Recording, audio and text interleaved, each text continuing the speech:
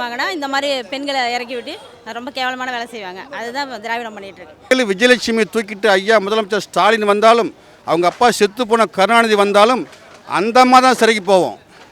எங்களை பாதிக்காது. ஏன்னா நேர்மையும் உண்மையும் சத்தியம் எப்பயே வெல்லும். இது கண்டிப்பாக தம்பி கேட்ட கேள்விக்கு நான் சந்தோஷப்படுறேன். நான் நாம் தமிழர் கட்சியில் சேர்ந்து 7 வருஷம் ஆகுது. 7 வருஷத்தில் நான் அதிமுக கூடயும் பயணிச்சிருக்கேன், திமுக கூடயும் பயணிச்சிருக்கேன். எல்லாருமே பெண்களுடைய மார்பகத்தை தான் பார்த்து பேசியிருக்காங்க. அதிமுகவாக இருக்கட்டும், திமுகவாக இருக்கட்டும். இந்த அம்மா அண்ணன் மட்டும் தான் பேசிகிட்டு இருக்கு. அது பல பேர் பேசிகிட்டு இருக்கு. அது முதல் புருஷன் ஒருத்தருக்கேன், 2வது புருஷன் ஒருத்தருக்கேன். அப்படி கணக்கு பண்ணால் 10வது ஆள் தான் எங்கள் அண்ணன் அந்த அம்மா காட்டுது. தமிழர் கட்சி தான் சரிங்களா. ரசிகர்களுக்காக போகிறது அப்படிலாம் இல்லாமல் கொள்கைக்காகவும் தத்துவத்துக்காகவும் நிற்கிறதுனா நாம் தமிழர் கட்சி தான். நீதிமன்றத்தில் அந்த அம்மா சிறை செல்வது உறுதி உறுதி உறுதி. அது ஒரு குடும்பம் மாதிரி சரிங்களா. நாங்கள் பாருங்கள் எல்லாம் தனித்தனியாக தான் வந்திருக்கோம், ஒவ்வொரு பகுதியிலேருந்து வந்திருக்கோம். ஆனால் எவ்வளோ பாதுகாப்பாக உணர்றோம் பார்த்தீங்களா. அது நாம் தமிழர் கட்சிங்கிறது ஒரு கட்சி கிடையாது, ஒரு குடும்பம். அப்போ குடும்பத்தில் அண்ணன் தம்பி எல்லாமே இருக்காங்க. அப்போ எங்களை பாதுகாப்பாங்க தானே, சரியா. நாங்கள் பாதுகாப்பாக உணர்றோம். என்னுடைய கருத்து இது, கட்சி கருத்து இல்லை. இந்த திராவிட கும்பலையும் அது இந்த அம்மாவை ஒரு ஆயுதமாக வச்சுருக்காங்க. அதாவது எப்போல்லாம் தமிழ் தேசியம் தலை தோங்கி வருதோ அப்போல்லாம் அவங்களுக்கு கிடைக்கிற ஒரே ஒரு ஆயுதம் இந்த பொம்பளை தான். இது கண்டிப்பாக தம்பி கேட்ட கேள்விக்கு நான் சந்தோஷப்படுறேன். நான் நாம் தமிழர் கட்சியில் சேர்ந்து 7 வருஷம் ஆகுது.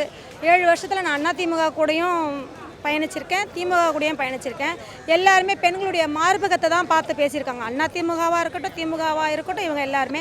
நாம் தமிழர் மட்டும்தான் பெண்களுடைய கண்கள் கூட பார்த்து பேசுனதில், கால்களை பார்த்து பேசுனது என் நாம் தமிழர் உழவு மட்டும்தான். என் தம்பிகள்லாம் செம, அதெல்லாம் நம்ம சொல்கிறதுக்கு வாய்ப்பே கிடையாது. இவங்களோட பயணிக்கிறதுக்கு நாங்கள் ரொம்ப சந்தோஷப்படுறோம். யாருமே சரி, என்னுடைய வயசுக்கு பெரியவர் என்னுடைய தகப்பன் ஸ்தானத்தில் இருப்பார், என்னை தாயின்னு சொல்லுவார். தாய், நான் ஒரு வாட்டி நுங்கம்பாக்கத்தில் உள்ள இதுவில் ஆர்ப்பாட்டத்துக்கு கால் பட்டுடுச்சு, என்னோடய கால் தான் பட்டுடுச்சு. அப்பா அவர் சொல்கிறாரு, தெரியாமல் படிச்சு, அப்பா நான் தான்ப்பா பண்ணிட்டேன், மன்னிச்சுக்க தாயின்னு சொல்கிறேன். இதை விட நாம் தமிழர் கட்சிக்கு வேறு என்ன வேணும்? இதை நான் வரேன், என் கணவர் வராங்க, என் குழந்தைங்க வராங்க, நாங்கள் ஃபேமிலியாக தான் வரோம். இது கட்சின்றதை விட இது எங்களுடைய ஃபேமிலி. இல்லை, நான் கட்சி ஆரம்பிக்கப்பட்டதுலேருந்து நாம் தமிழர் தான் இருக்கிறோம். 2016 ஓட்டு போடுறேன். முதல்ல ஓட்டு சீமானண்ணன் தான் போட்டேன்.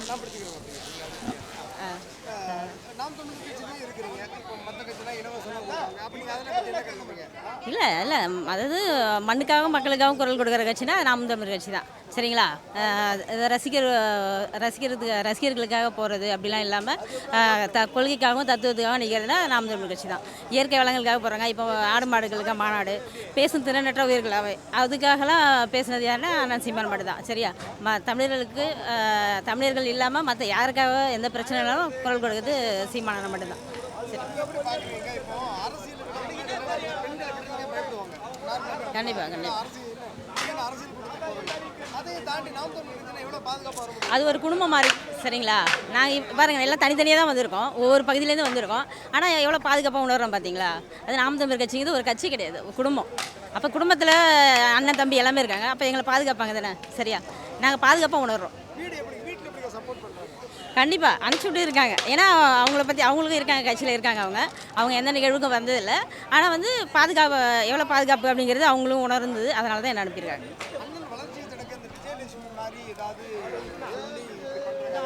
அது என்ன சொல்கிறது, நெருப்பை புகை போட்டு மூடிலாம் முடியாது. அது திராவிடத்தோட சூழ்ச்சி. அவங்க ஒரு கட்சி வளருதுன்னா அவங்க என்ன இதுமாங்கன்னா இந்த மாதிரி பெண்களை இறக்கி விட்டு ரொம்ப கேவலமான வேலை செய்வாங்க. அதுதான் திராவிடம் பண்ணிகிட்டு இருக்கு சரிங்களா. கண்டிப்பாக முடியாது. ஏன்னா இது ரசிகர்களுக்காக கூட கூட்டம் இல்லை, கொள்கைக்காகவும் லட்சியத்துக்காகவும் கூட கூட்டம். அதை எப்படி வீழ்த்த முடியுங்களா? முடியாது. இழந்த வெற்றி பெற வாழ்த்துக்கள். 2026 கண்டிப்பாக நாம் தமிழர் கட்சி ஆட்சி தான் சரிங்க. பல பேர் சொல்லிருப்பாங்க அப்படியா. சொல்லுப்பா.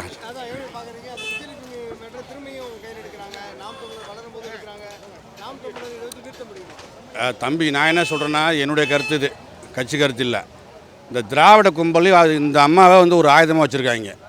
அதாவது எப்போல்லாம் தமிழ் தேசியம் தலை தோங்கி வருதோ அப்போல்லாம் அவங்களுக்கு கிடைக்கிற ஒரே ஒரு ஆயுதம் இந்த பொம்பளை தான். அது ஒரு பிக்காளி சிரிக்கிறது உலகத்துக்கே தெரியும். அது சும்மா வாடகை மாதிரி வாயை வச்சுக்கிட்டு அப்பப்போ காசு கொடுத்தா ஆஃப் ஆகும், பல முறை போயிடுச்சு.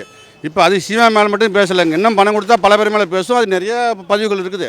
இந்த அம்மா அண்ணன் மட்டும் தான் பேசிகிட்டு இருக்கு. அது பல பேர் பேசிகிட்டு இருக்கு. அது முதல் புருஷன் ஒருத்தருக்கேன், 2வது புருஷன் ஒருத்தருக்கேன். அப்படி கணக்கு பண்ணால் 10வது ஆள் தான் எங்கள் அண்ணன் அந்த அம்மா காட்டுது.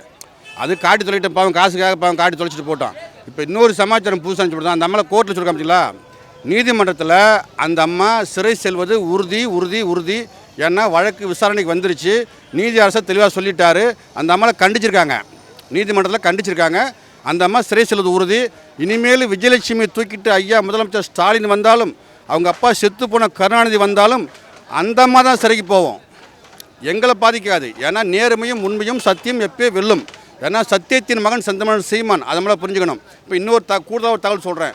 இப்போ இந்த அம்மாவுக்கு என்ன உதாரணம்னா, இப்போ ஒரு டிவி நடிகை ஏதோ ஒரு சொன்னாங்க பார்த்தீங்களா, அதாவது ஒரு ஒரு ஒரு பிக்காலி போய் 80 லட்சம் பணம் தரேன்னு சொல்லிட்டு ஒரு இளம் பெண்ணை வந்து அண்ணன் கூட வந்து பேச வச்சு ஒரு காணொலி மாதிரி பண்ணிவிட்டு அதை வச்சு மிரட்டி அண்ணன் நட்பேருக்கு களங்கம் ஏற்படுத்துவதாக வந்து பேசியிருக்காங்க. பெரிய விஷயமெல்லாம் ஒன்றும் கிடையாது.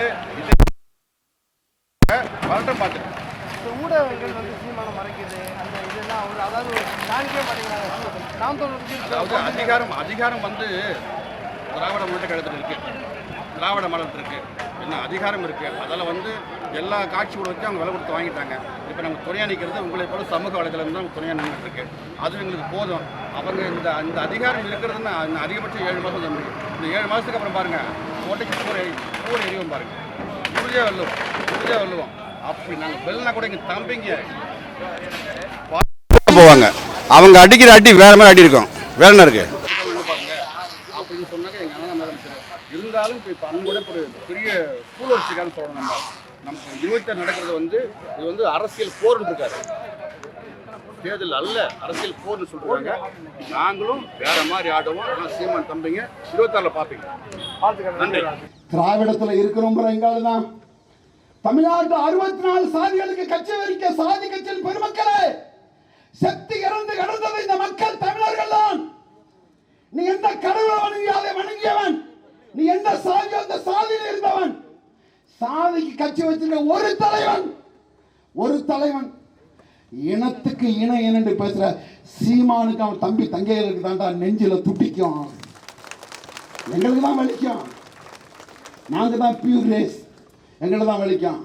இந்த நில மாறு அன்பான மக்கள், செம்மணி படுகொலைக்கு நீதி வேண்டும் என்றால் தமிழ்நாட்டு சட்டமன்றத்திலே தீர்மானம் நிறைவேற்றப்பட்டு ஜெனோசைட் இது ஒரு படுகொலை, போர் குற்றம் அல்ல, இந்த போரே குற்றம். எங்க அண்ணன் சீமான் சொன்னது போல இந்த படுகொலைக்கு நீதி கேட்டு தமிழ்நாட்டு சட்டமன்றத்தில் தீர்மானம் போட்டு இந்திய மன்றத்துக்கு அனுப்புவோம். எப்படி வங்காளத்தை ஆண்ட அன்றைக்கு புத்தசேவ பட்டாச்சாரியா, அவன் வங்காளத்தில் கிழக்கு வங்காளத்தில் இருந்தது இஸ்லாமிய வங்காள இஸ்லாமிய இருந்தாலும், நான் வங்காள இந்துவாக இருந்தாலும் அவன் என் இனத்தான், அவன் என் மொழியான் என்று படையை நான் வங்க படையை அனுப்புவேன் என்று முழங்கினாரோ, அதேபோல் தமிழ்நாடு தமிழர்கள் சீமானாகிய நான் அங்கே இருப்பது என் தாய் தந்தை என் உறவுகள் இரத்த உறவுகள் இந்திய படையை அனுப்பி அதுக்கான நீதியை பெற்று தராவிடில் இதே சீமான் தன் சொந்த படையை அனுப்பி மிரட்டி இருப்பான்டா.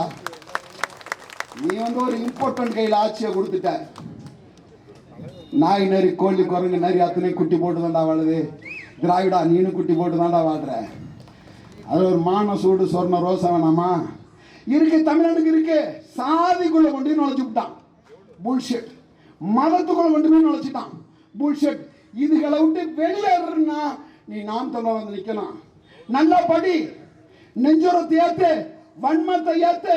இன்னும் 8 மாசம் இந்த கோபத்தை, இந்த கந்தக சிதறுகளை, இந்த கொப்பளங்களை, இந்த வெப்ப தொகுப்பை தமிழக வீதி தமிழ் சமூகத்தில் வெத இது இனம் ஒன்றாகணும். அப்பதாண்டா நமக்கான வாழ்வு கிடைக்கும்.